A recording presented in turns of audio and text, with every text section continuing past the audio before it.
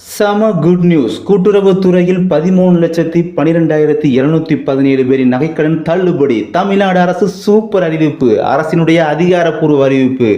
கூட்டுறவு வங்கிகளில் 5 சவரன் வரை நகைகளை அடைமானம் வைத்து கடன் பெற்றிருப்பவர்களின் கடன்கள் தள்ளுபடி செய்யப்படும் என திமுக தேர்தல் அறிக்கையில் தெரிவித்திருந்தது. திமுக ஆட்சி அமைந்தவுடன் கூட்டுறவு வங்கிகளில் 5 சவரனுக்கு உட்பட நகைக்கடன் தள்ளுபடி செய்யப்படும் என்று சட்டசபையில் ஸ்டாலின் அவர்கள் அறிவித்திருந்தார்.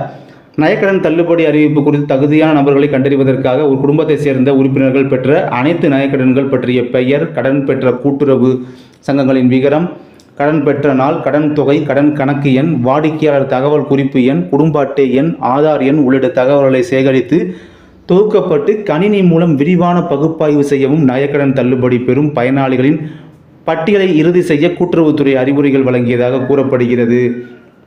இந்த ஒரு சூழ்நிலையில்தான் கூட்டுறவுத்துறையில் 13,12,717 பேரின் 4,818 கோடி நகைக்கடன் தள்ளுபடி செய்யப்பட்டிருப்பதாக தமிழ்நாடு அரசு அறிவித்துள்ளது.